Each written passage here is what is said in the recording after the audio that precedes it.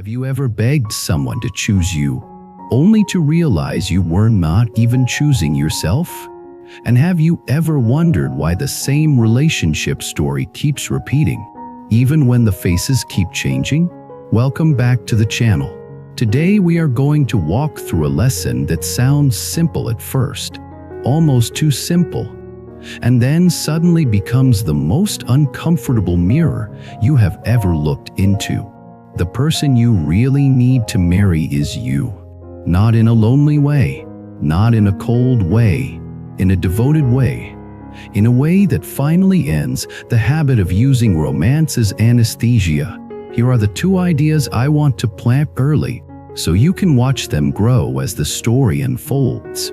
First, love does not fail because you are not lovable. Love fails when the mind makes another person responsible for fixing the wounds you refuse to face. Second, karma is not a cosmic judge. Karma is the shape of your patterns. When you repeat a pattern long enough, it starts to feel like destiny, but destiny can be rewritten through practice, through awareness, through compassion, through honest choice. I want to tell you this like a story, because most of us do not change from being scolded. We change when something in us finally recognizes itself. It started on a night that looked ordinary from the outside. A small living room, a cheap lamp, 2 mugs of tea that had already gone lukewarm. My friend sat across from me on the couch, holding her phone like it was a fragile animal that might bite her if she touched it wrong. She had been staring at the screen for so long that the light had made her face look a little haunted. She said, "He has not replied." I asked how long. She said, 3 hours. 3 hours. Not 3 days. Not 3 weeks. 3 hours. But the way she said it, you would have thought the universe had collapsed. I did not laugh, because I know that feeling.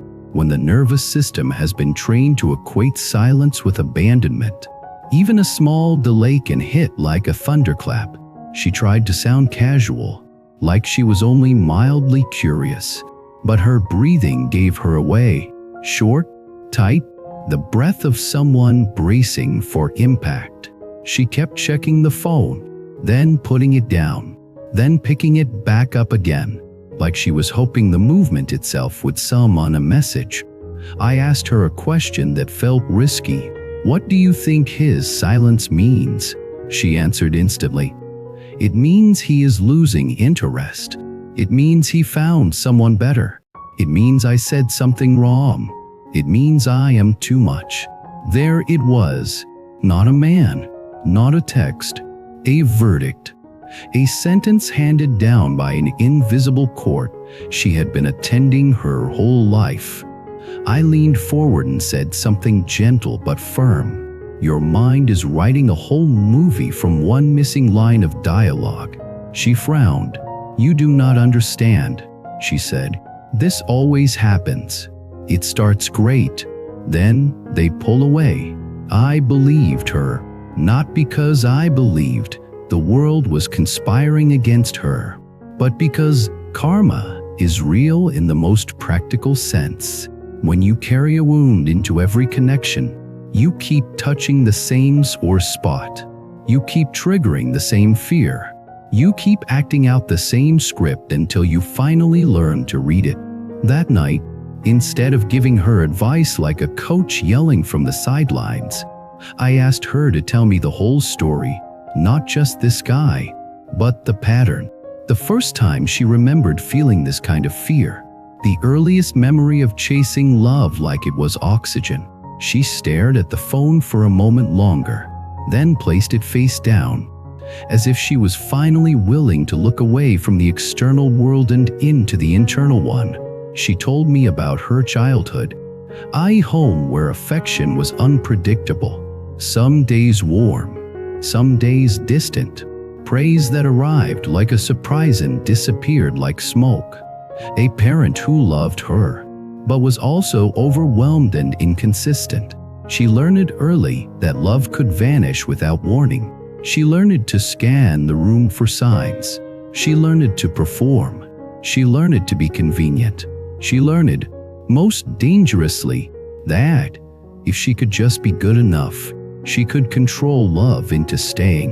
That belief became her first marriage, not to a person, but to a strategy, a vow she never spoke out loud, but followed like a sacred rule. If I do everything right, I will not be left. And if you have ever lived with that vow, you already know how exhausting it is, because life does not obey vows made out of fear. Life changes, people change, moods change, and when you try to control what cannot be controlled, your heart becomes a clenched fist. In Buddhist practice, there is a simple teaching that can sound harsh until you really understand it. Clinging is the root of suffering. People misunderstand that and think it means you should not care. That is not what it means. It means when you cling, you try to freeze the river. You try to make the moving world stop moving. And the world refuses. So you suffer. My friend did not want to hear spiritual language that night. She wanted certainty. She wanted to know what he meant. She wanted a guarantee. But guarantees are rare, and chasing them often destroys the very thing you want to protect. So I offered her a different kind of certainty, not about him, about her. I asked, if he never replies, what would you do? She looked shocked, like the question itself was dangerous. I do not know, she whispered. I would feel stupid. I would feel rejected. Yes, I said. And then what? She swallowed. Then I would tell myself, I am not enough. There it was again, the real relationship, not with him, with herself. This is where the idea of marrying yourself becomes real, because marriage is not romance. Marriage is commitment. It is the decision to stay, to face the truth, to work through hardship, to keep showing up even when the mood changes. Most people are willing to do that for a partner.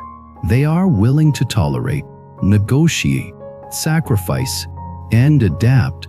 But when it comes to themselves, they vanish. They abandon themselves the moment anxiety appears. They cheat on themselves with distraction. They lie to themselves to avoid discomfort. They punish themselves for being human. So when someone says the person you really need to marry is you, it means make the commitment you keep demanding from others. Stop asking a partner to prove you are worthy. Prove it to yourself through the way you live with your own mind. That night, I told my friend a story from my own life, because advice lands better when it is carried by vulnerability.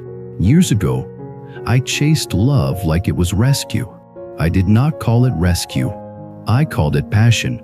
I called it destiny. I called it connection. But underneath, I was terrified of being alone with my own thoughts. I believed that if someone loved me, the inner noise would finally quiet down. At first, it worked. The honeymoon phase is a powerful drug. The attention feels like sunlight. The messages feel like proof. The closeness feels like safety. But then the human part arrives. They get busy. They get tired. They have their own fears. They do not respond fast enough. They forget something. They disappoint you in a small way. And if you are not married to yourself, those small things become massive, because you are not reacting to the moment. You are reacting to the old wound. You are reacting to the fear that the love you built your identity on is about to collapse. I confessed to my friend that I had once sent paragraphs of messages trying to explain myself, trying to be understood, trying to secure the bond through words. I had once refreshed an inbox like a ritual.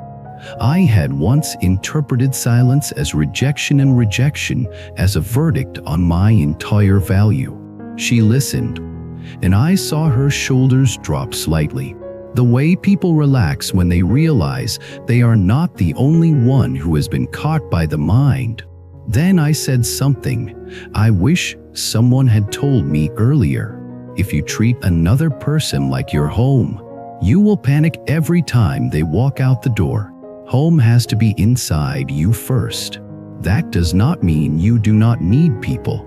We are human. We are relational. It means your core steadiness cannot be rented from someone else, because rented steadiness can be evicted at any time. This is where karma becomes practical again. When you do not feel at home in yourself, you chase homes in other people. You move into fast emotionally. You demand reassurance. You test them. You read between the lines. You create pressure. And then you confirm your own fear when they pull away. Some people respond to pressure by leaning in. Others respond by disappearing. The avoidant type often disappears, not because they are evil, but because closeness triggers their own fear. And then two frightened nervous systems collide. One pursues to feel safe. One distances to feel safe. Both believe the other is the problem. This is why repeating patterns feel like fate. It looks like destiny from the outside, but inside, it is cause and effect. My friend asked, "So what do I do?" "Just stop caring." "No," I said. "Do the opposite. Care more wisely. Care with awareness. Care with compassion. Care with boundaries. Care without clinging." Then I asked her to try a small practice right there on the couch. "Put the phone away for 5 minutes," I said. "Just 5. And feel what rises." She looked like she hated the idea. That was perfect, because what we hate often points to what we are dependent on. She put the phone in her bag like she was locking up a dangerous object. Then she sat back, hands on her knees, eyes staring at nothing. At first, she laughed nervously. Then her foot started tapping. Then her breath got tight. "What are you feeling?" I asked. She said, "Panic. Like I am about to lose something." "What are you about to lose?" She hesitated. "Hope," she said. That word was heavy. Hope is beautiful, but hope can also become a leash if you tie it to a person instead of tying it to your own practice.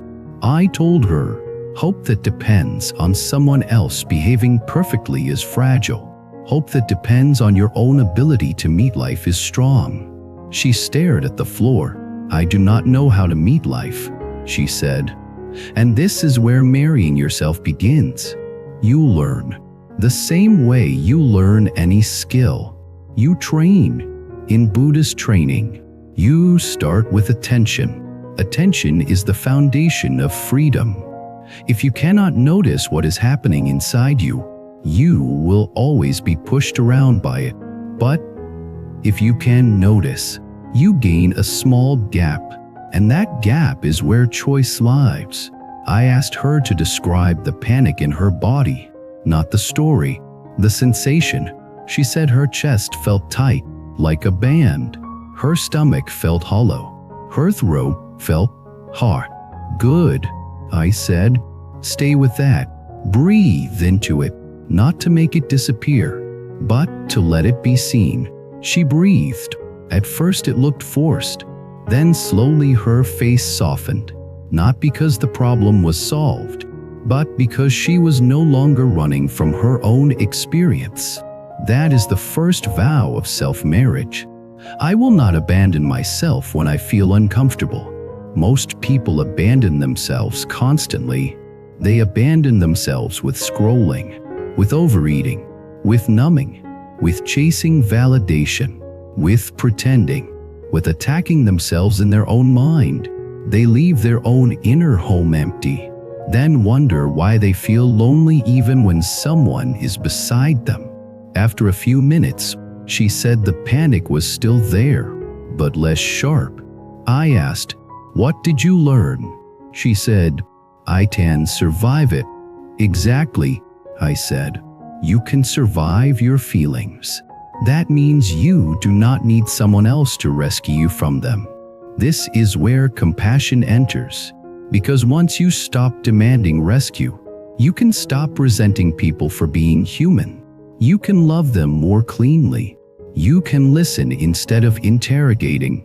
You can appreciate instead of possessing. She reached for her bag, then stopped herself. She looked at me and said, "This is hard." "Yes," I said. "Practice is hard at the beginning. That is why so many people avoid it and keep repeating patterns. Repetition feels familiar, even when it hurts. Awakening feels unfamiliar, even when it heals." A little later, her phone buzzed. She froze. That moment was almost comical, like a tiny drama inside a larger lesson. She grabbed the phone, then hesitated again. "Before you open it," I said, "make a promise." "A promise to who?" she asked. "To yourself," I said. She rolled her eyes, but she was smiling now, a real smile. "What promise?" "I will not make this message the judge of my worth," she said slowly, as if testing the words. "Good," I said.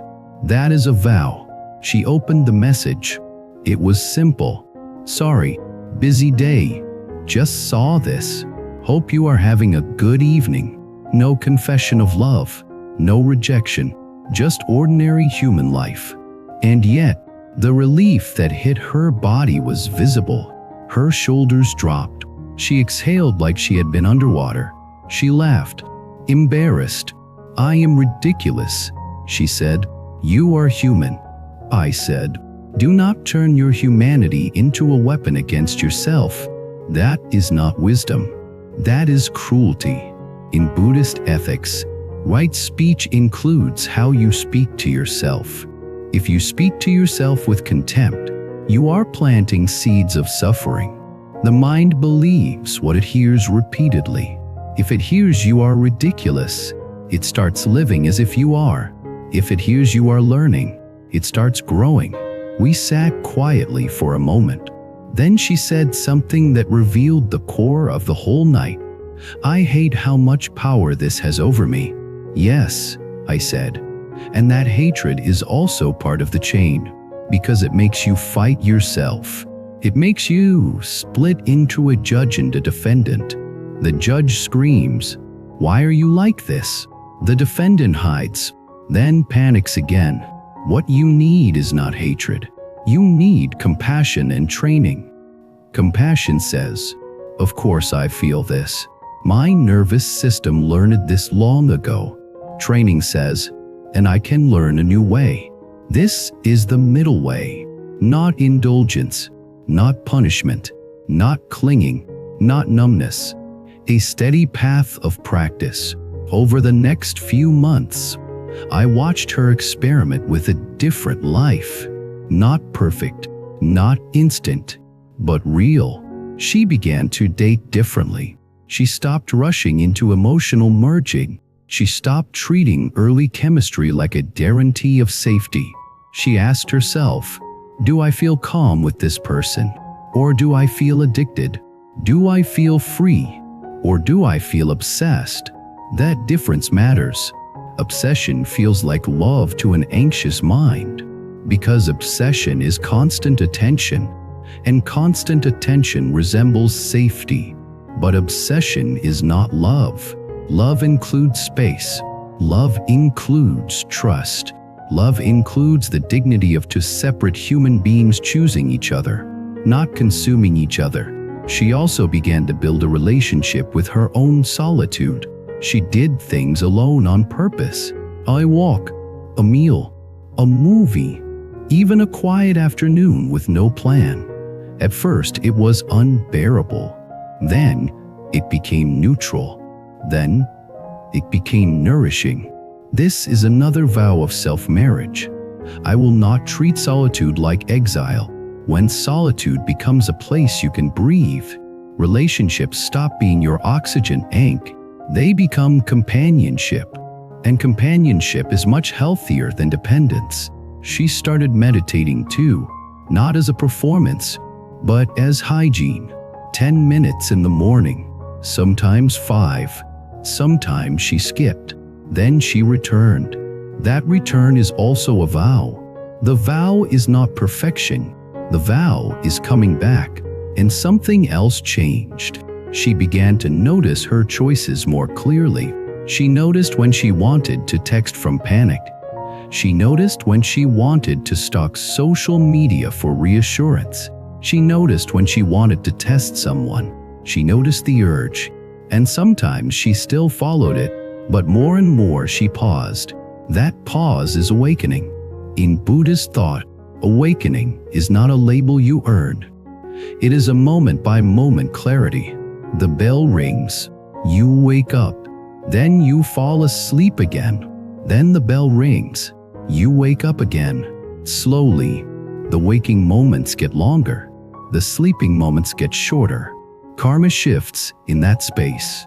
There was one day she called me and said she had ended something with a man she used to crave.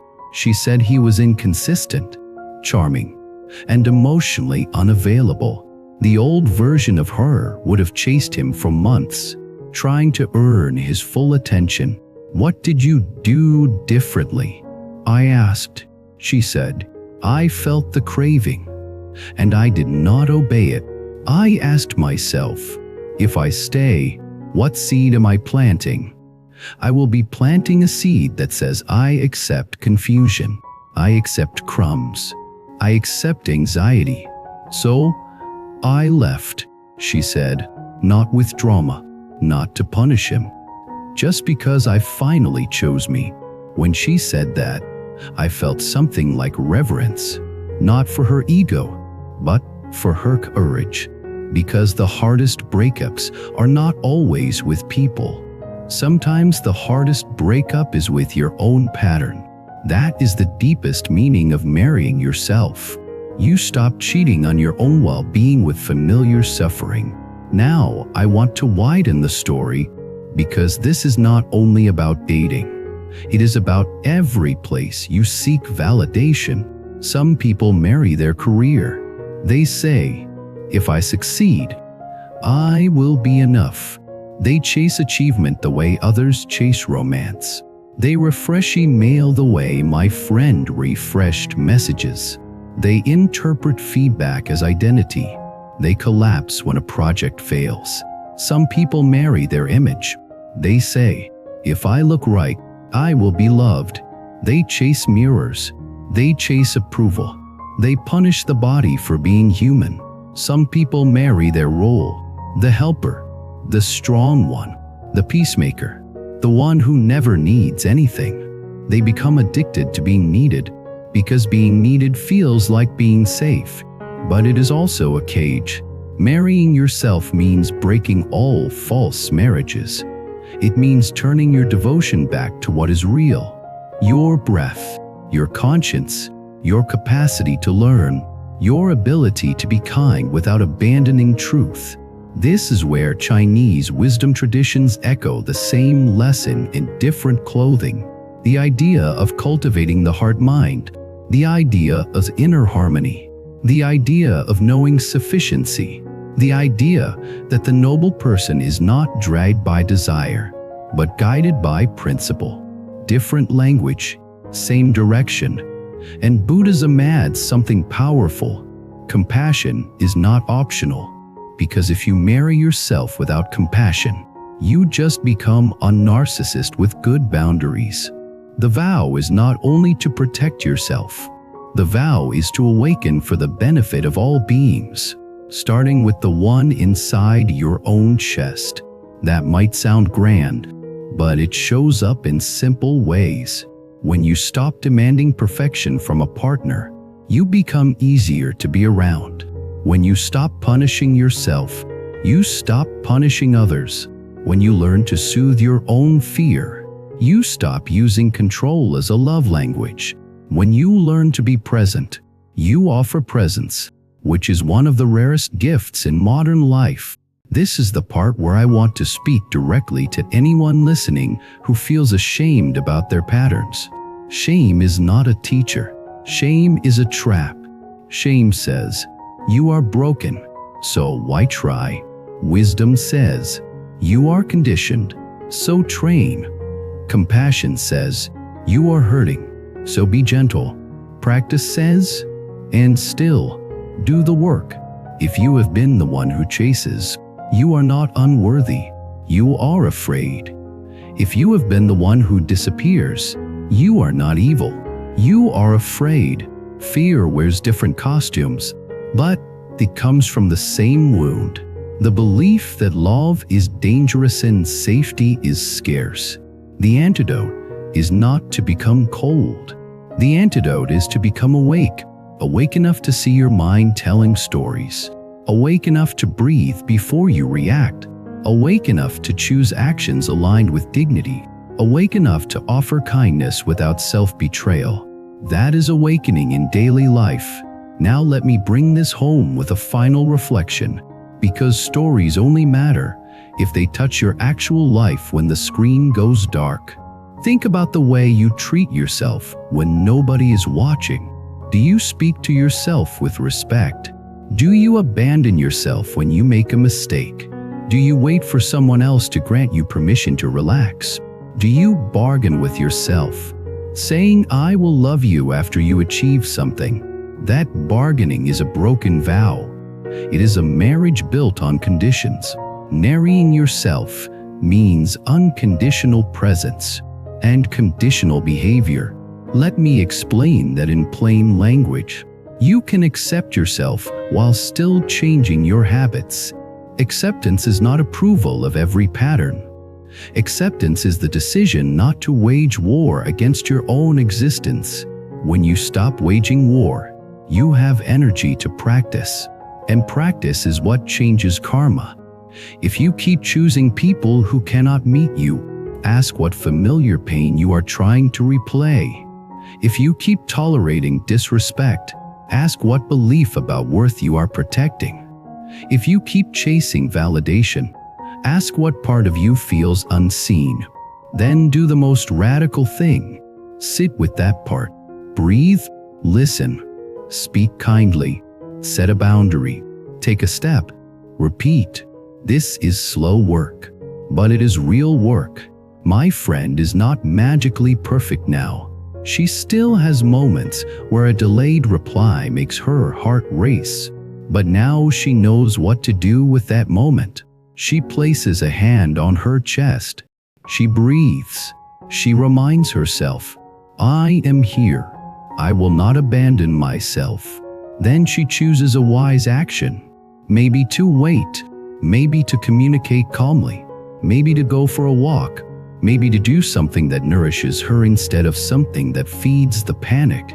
That is the difference between being ruled by karma and practicing karma. You cannot erase the past, but you can stop hiring it to run your future. Thank you for spending this time with me. If this story stirred something in you, I want you to share your experience in the comments. In what area of life do you most need to marry yourself right now?